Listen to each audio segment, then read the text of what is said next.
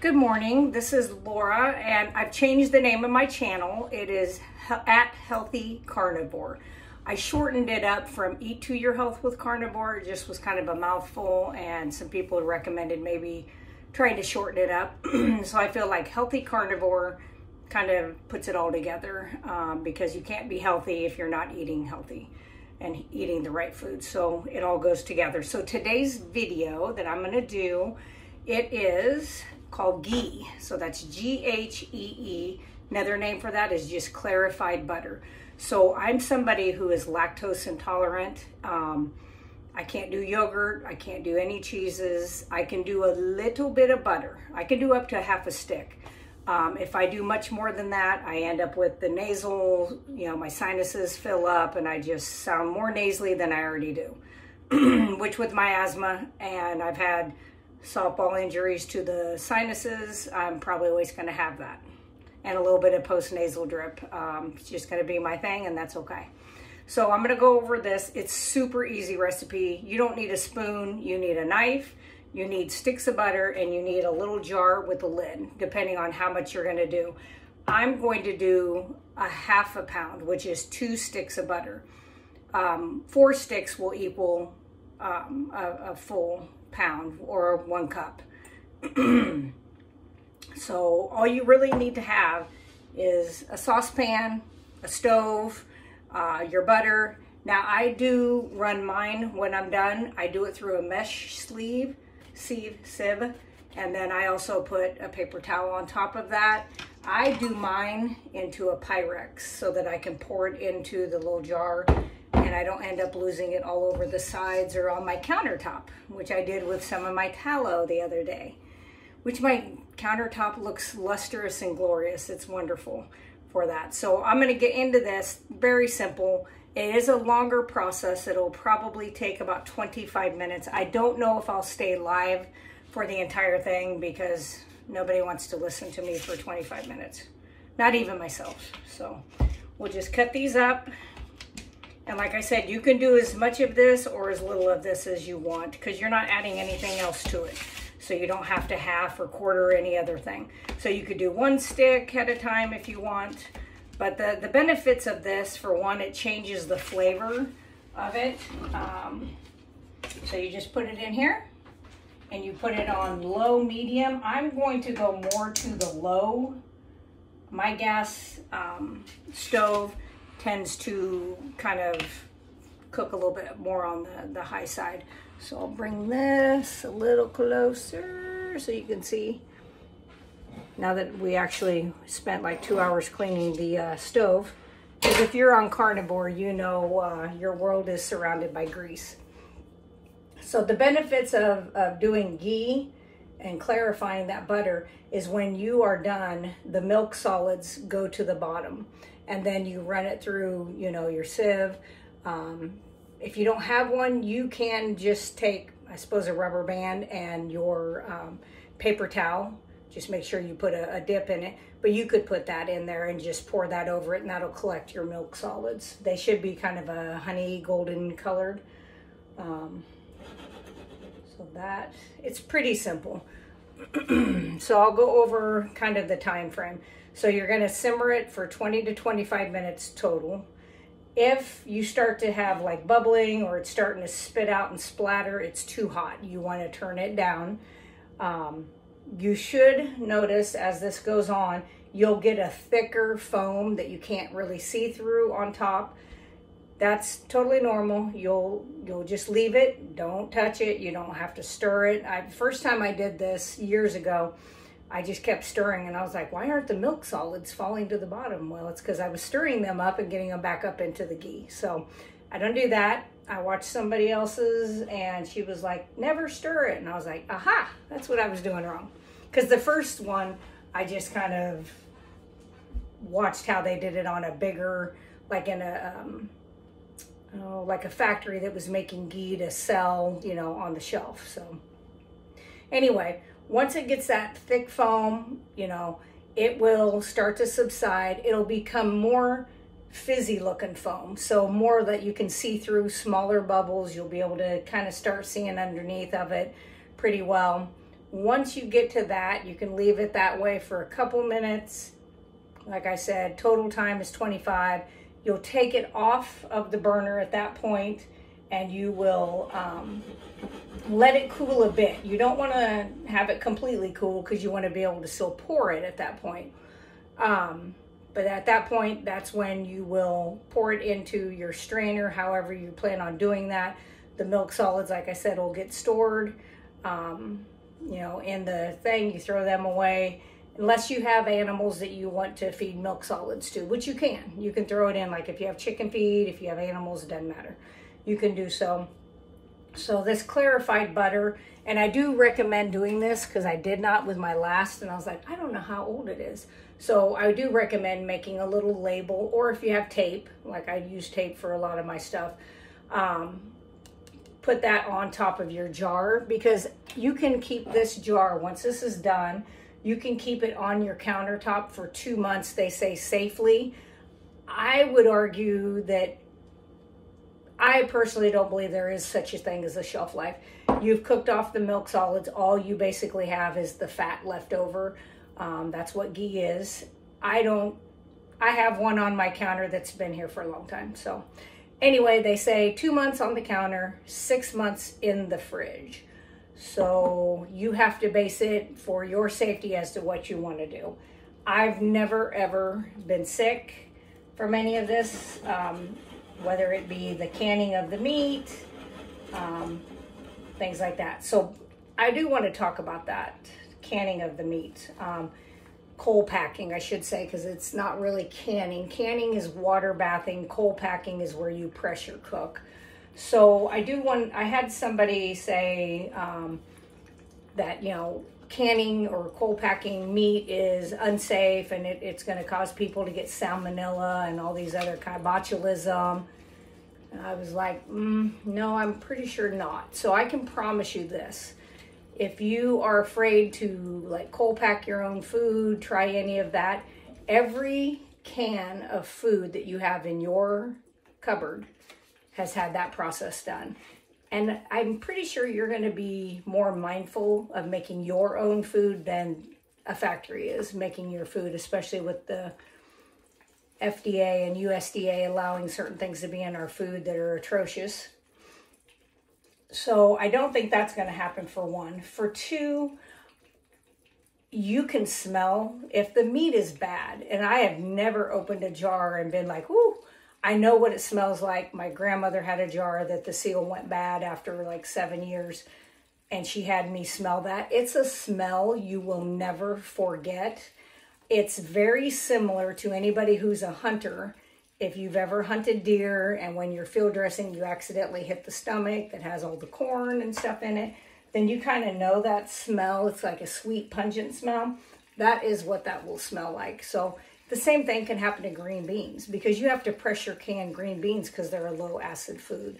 The foods that you don't have to do that to, and you can do water bath, are your acidic foods. So like your tomatoes, anything tomato based, you can do that way. Same with like peaches and stuff like that. If you're somebody that does that, I don't eat any of that stuff. I do can that stuff because we have fruit trees and a large garden, and my husband still eats that stuff. He's been okay doing so. So, you know, at some point, if he starts to develop issues, then, you know, he'll probably clean that up a little bit. But even at that, it's still single ingredient foods, and it's not super hyper processed foods like you would get at the store. I really dread Wednesdays, because that's the day that he goes shopping. And literally the only thing I bought was butter, because I don't buy anything there. I don't have any reason to really buy anything there. Once in a while, I'll get some saran wrap or some tape or something like that. But I really don't buy anything there. So let's have you look at that. I don't know if you can see that foam. Good and thick. It's not popping out anywhere. You can put your hand just to kind of check. I don't feel it doing anything like that. I've got it on the lowest setting. If I have to, I may have to move it to the smallest burner. just because this is a medium burner, so we'll see how that goes. All right. So I'm excited because tomorrow I will be going live with Robin Heron. The name of her YouTube channel is Carnivorous Grandma. And we're just going to go over some healthy things that we do in this lifestyle. I'm not sure. She'll probably ask some questions like where my health started and where I got to. I will be 53 coming up.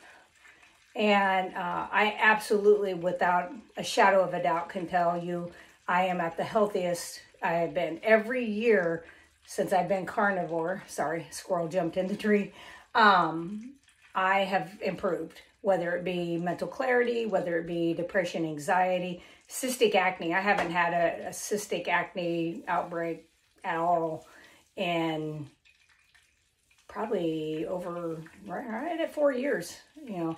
And I was keto 28 years prior. So I had cleaned up the processed foods and had went keto. I even did vegan for just a short time because I hate vegetables. I absolutely hate vegetables. Always did. Did that for a short time. And actually, my cystic acne got worse. And it's the hormonal cystic acne for females. You know, you get it around here. That's kind of a thing that goes with the hormones. I did that, but it didn't seem to really do the improvements. I mean, I had lost the 140 pounds. I had kept it off the whole time, had a pregnancy in there, that kind of stuff. But I was noticing that I still had some inflammation in my joints, especially my hands, joint pain. And, you know, I saw my mother have to have so many replacements. She's basically the like $6 million woman. She's got everything replaced. And I didn't want to go down that road, you know. And being a nurse, I see so many sick people. And I don't see, I mean, it's rare. I might have a patient who fell and broke something, or have a patient who's had a car accident and, you know, something like that.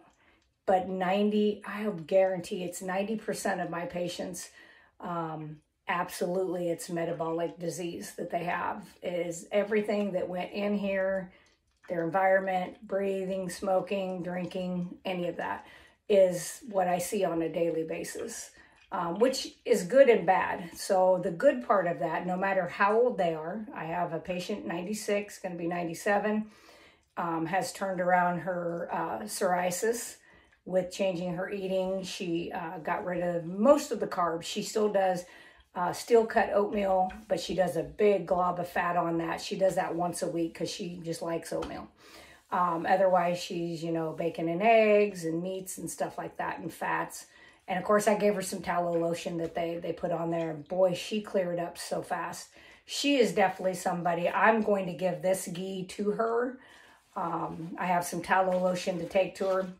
I'm going to give this to her as well, just because she's lactose intolerant, which most people that have the psoriasis, you know, you see the medication commercials for, if you have this, you can eat whatever you want, basically is what they're saying. They don't say that right out, but that's exactly what they're implying in the commercials.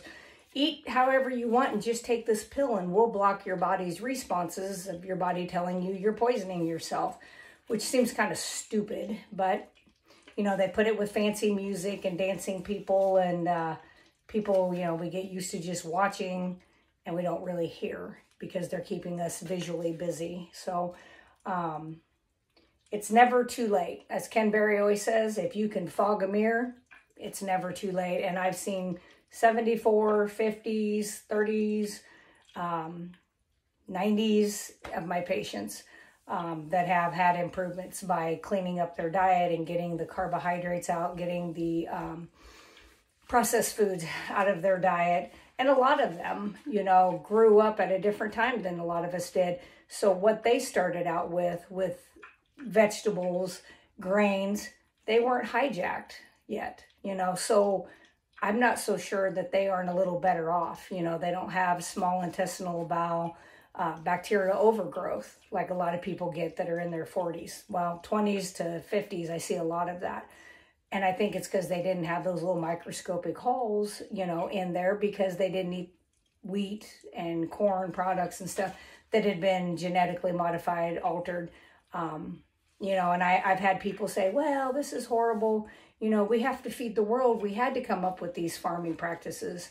I'm going to call bullshit on that. Everybody in whatever region they live in can be trained and taught to grow food that is relevant to their area and to their bodies. So I don't believe that that's something that has to happen.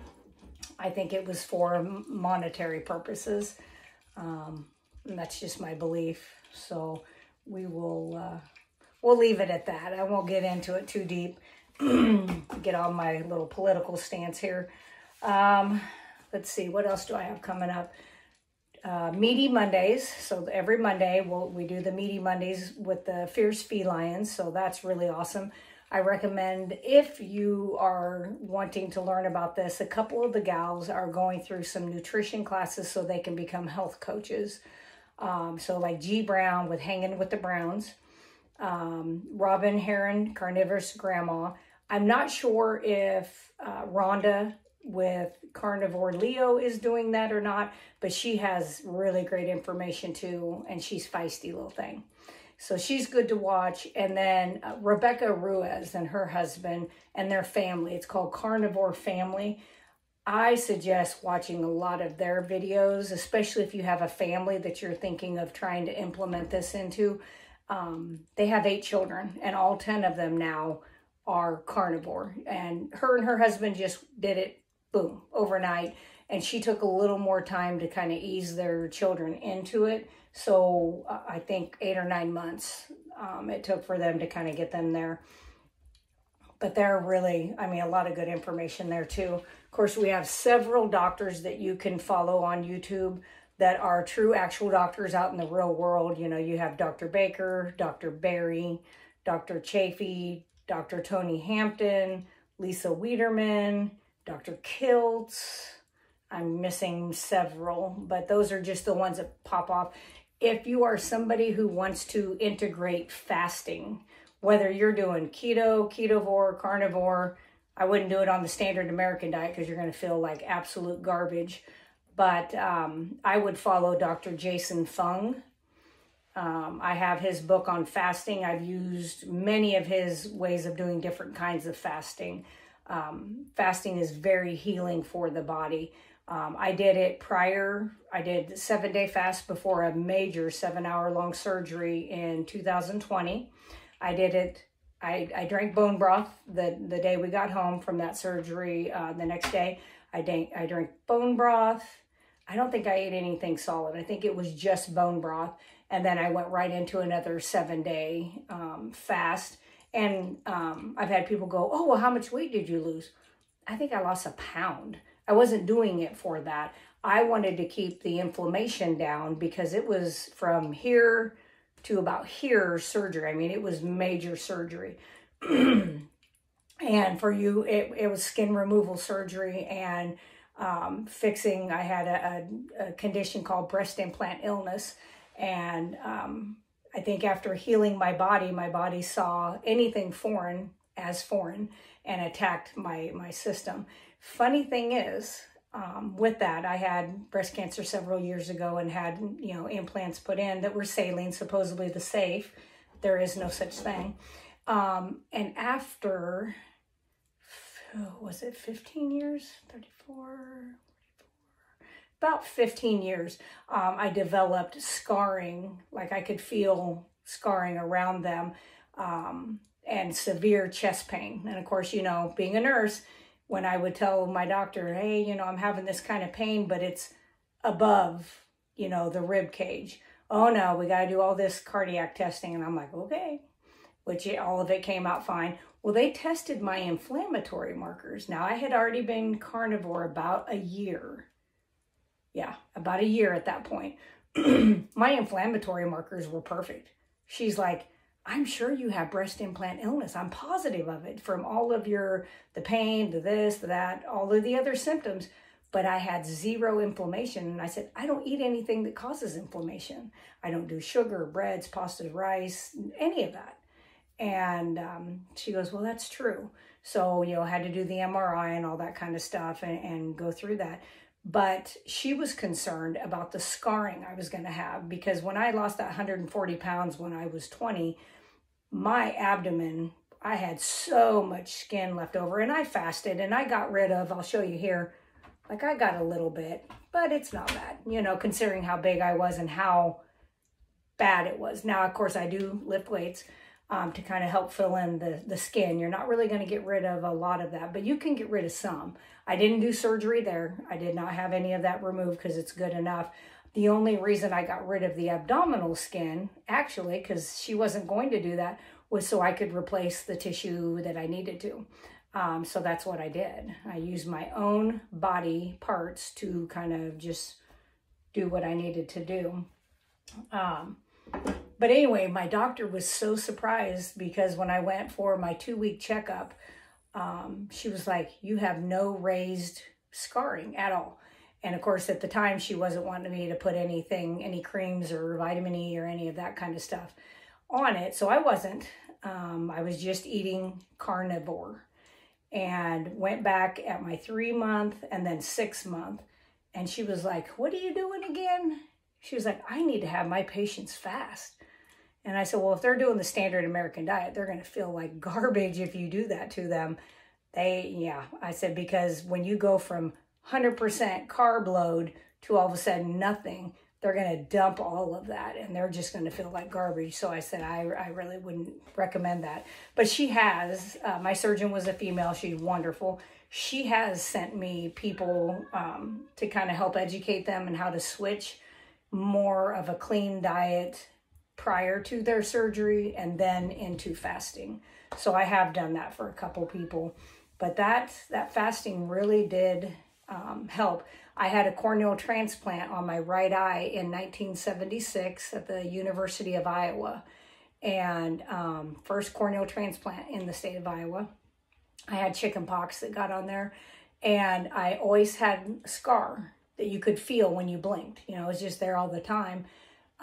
Because back in 76, they didn't use lasers to do those surgeries. They used scalpel. So, you know, you had all the stitches, and it cut the little papillary muscles, which are what kind of hold on to the pupil and allow you to dilate and contract. And so, you know, I can't have glasses. Glasses are never going to bring that back. I could have another corneal transplant, but still it's not going to bring those back.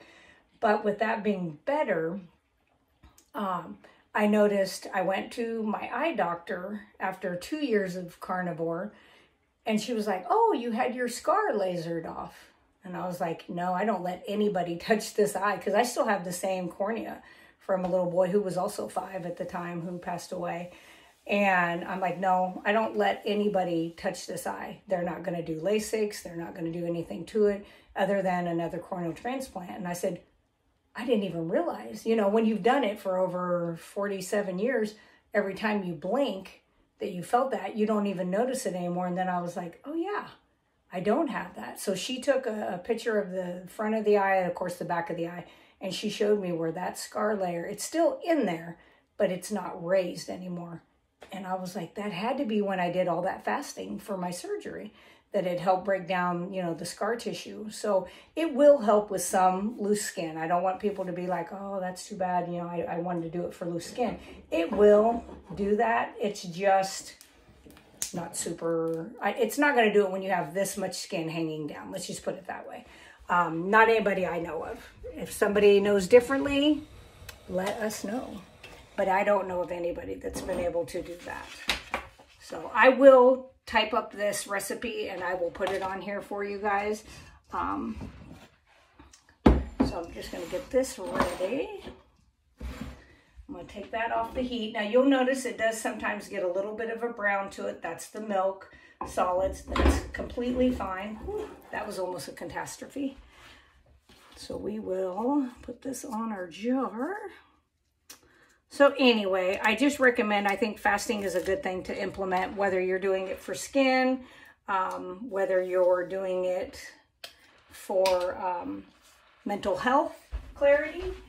But I do always caution people, if you're going to do fasting, beware that it is a mind, body, spiritual type cleanse as well. So if there's anything you have not worked through in your life, if you do an extended fast, 3 days you might not hit it, but if you do a 5 or 7 day fast, you are going to hit that, and you are going to bring up things that need to be cleaned out of the closet, which is a good thing if you're ready to face that stuff. But just know that's kind of what happens. So, all right, so I'm going to go ahead and start pouring. Let's make sure you can see that. All right. And some of it's going to probably go down the side, but this is why I do it into this. Kind of let some of that go through. This is why I do it into this larger, because if I tried to do this into that jar, I would have made a big mess. And then I'll show you the milk solids that you have at the end, and then also the milk solids that are in the pan. Smells really good. It gives it kind of a nutty smell almost. So there's your milk solids. See them right there? So I don't have any outside animals to feed. I don't have any chickens or anything like that yet. I'd like to do that, but I'd like to live in a different state before I start implementing more of that stuff.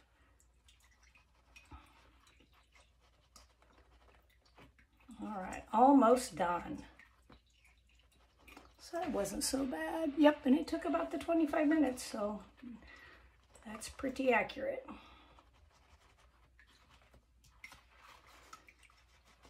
Yes, this smells really good.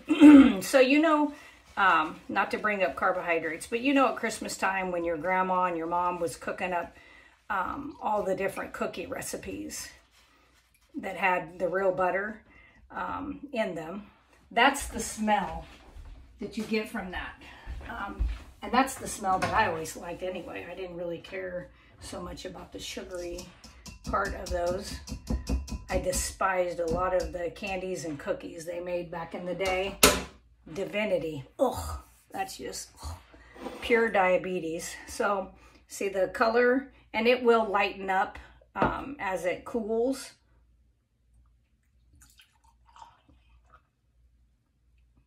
Perfect amount for my little gal.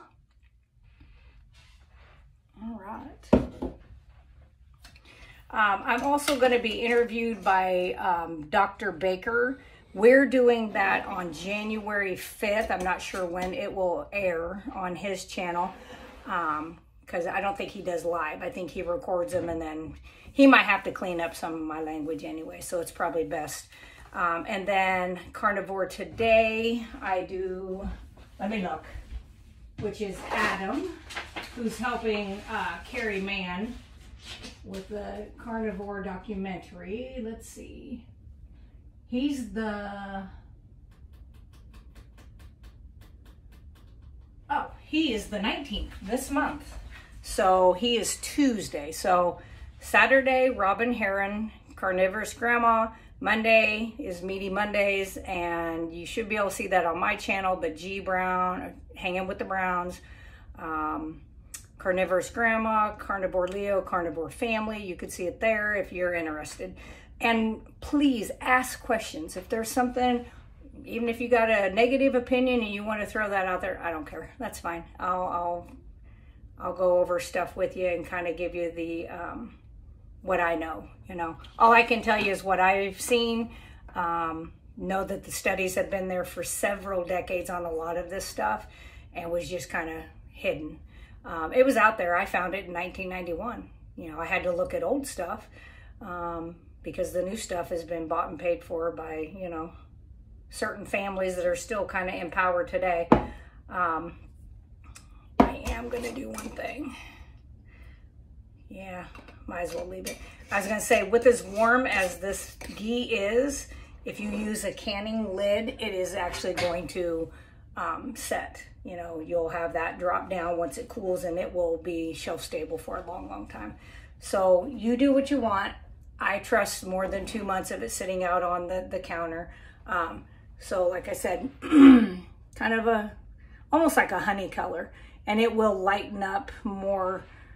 It'll have a little more yellow in it. So anyway, I think that's it.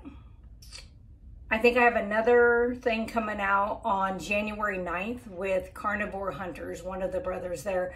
We're going to do a deep dive into kind of the cholesterol lie, I call it. And we have several studies and sheets, you know, all the links that you'll be able to click on. So we're going to collaborate on that. I'm really excited about that because so many people, they just believe the carnivore or the cholesterol story. And I'm like, dude, you've been not eating any fat. You've been taking a statin. You wiped out no eggs, no fat, no butter. And you're eating, you know, canola oil and vegetable and corn oil. And you're dying inside. Like, I'm taking care of you, so obviously you're sick. How's that working? You know, I'm like, seriously? And they're like, well, back in the day, we did this. And I said, yes. And your great-grandparents lived a long time, and your great-great lived a really long time.